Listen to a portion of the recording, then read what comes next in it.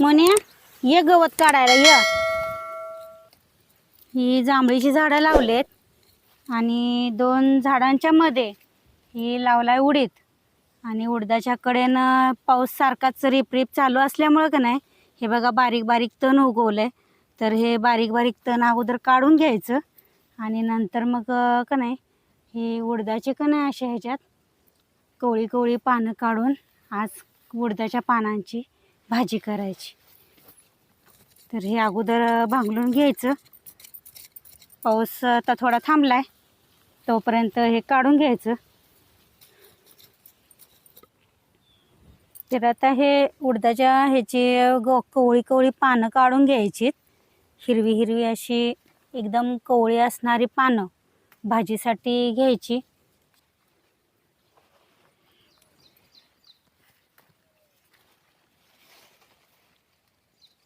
आता कवळ्या कवळ्या शेंगा पण यायला लागले त्या.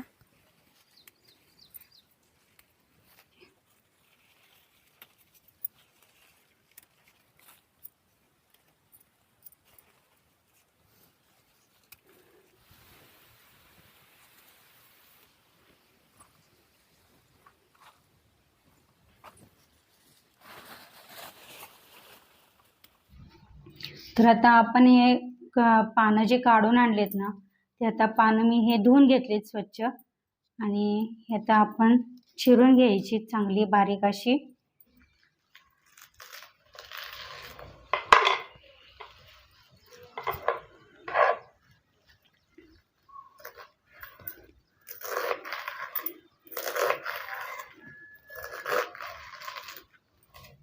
जास्त बारीक पण नाही जास्त मोठी पण नाही अशी मीडियम साईज मध्ये आपण हे घेतली ती लवकर शिजते पण.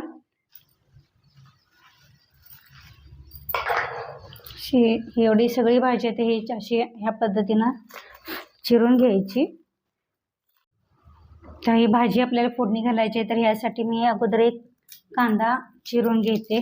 बारीक कांदा चिरून घ्यायचा. एक मीडियम साईजचा कांदा घ्यायचा.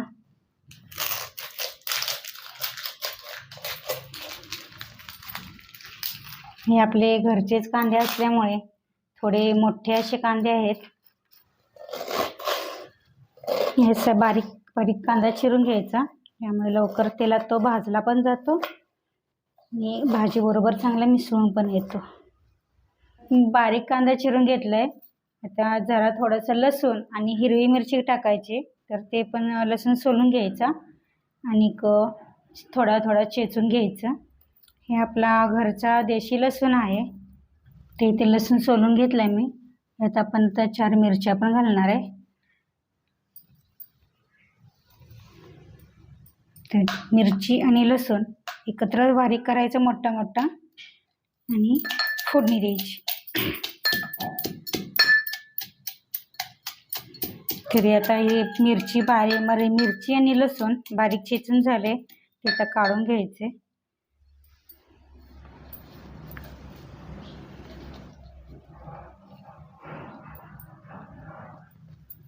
अशा पद्धतीने आपण मिरची आणि लसूण बारीक करून घेतलाय.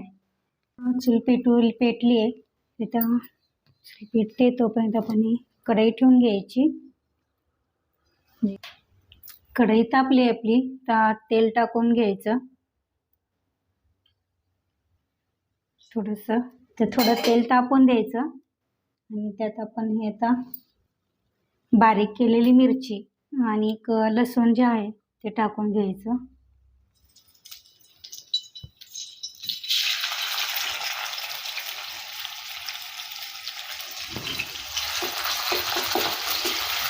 मिरची थोडी भाजून घ्यायची. कांदा टाकून भाजून घ्यायचा.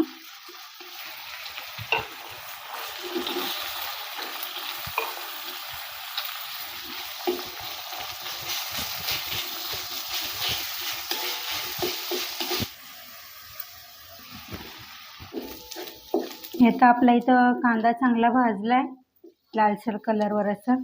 तर आता यात मी आता भाजी टाकून घ्यायची. ते भाजी टाकून घ्यायची आणि चांगली परतून घ्यायची. थोडी वाफ दिली की मग आपण त्यात मीठ टाकून घ्यायचे.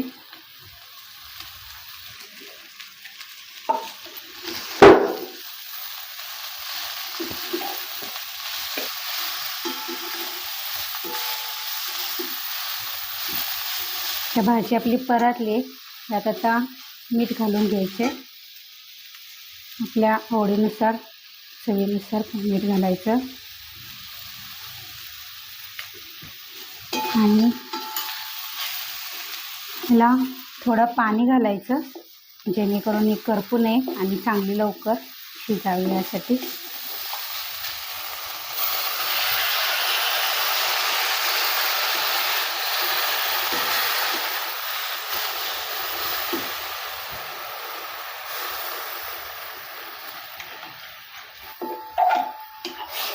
पाणी घातलं की याला थोडंसं अजून थोडं पाणी घालायचं आणि झाकून ठेवायचं.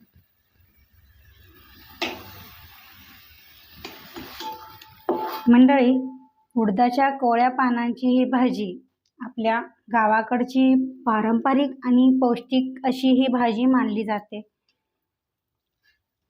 या भाजीत लोह, कॅल्शियम तसेच तंतुमय घटकांनी भरपूर समृद्ध असणारी अशी ही भाजी शरीराला पोषण तर देतेच, त्याचबरोबर पचनही सुधारण्यास मदत करते. त्यामुळे या भाजीचा स्वाद खरंच एकदा घेतलाच पाहिजे आणि तुम्ही तो नक्की घ्यावा. त्यामुळे तुमच्याकडे उपलब्ध असल्यास ही भाजी एकदा नक्की करून बघा आणि ही भाजी तुम्हाला आवडली असल्यास कमेंट करून नक्की सांगा. तर ही भाजी आपली होत आली. त्याला झाकून ठेवते जरा. तर थोडा वेळ ही झाकून ठेवायची जेणेकरून वाफेवर चांगली शिजेल.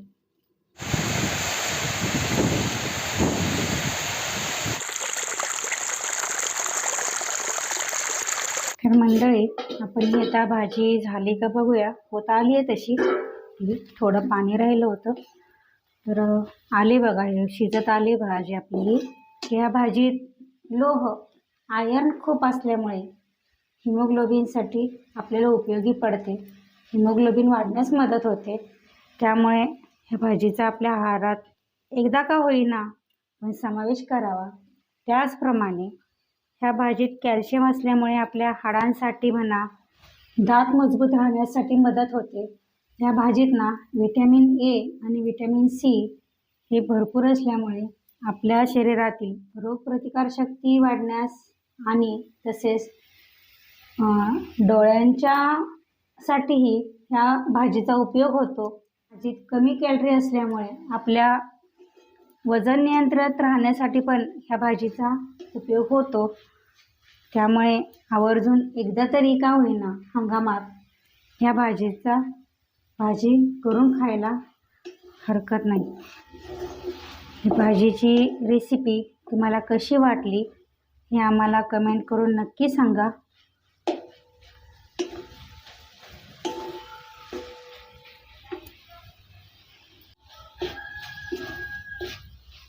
तरी आता आपली पूर्ण भाजी तयार आहे. आता प्लेटमध्ये काढून घ्यायची.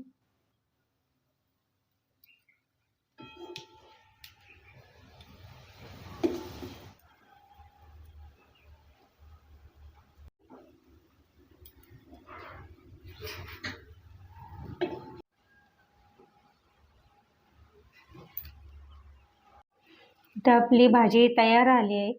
तर ही भाजी तुम्ही सुद्धा एकदा करून नक्की बघा, तुम्हाला आवडेलच. तसंच ही रेसिपी तुम्हाला कशी वाटली ते आम्हाला कमेंट करून नक्की सांगा.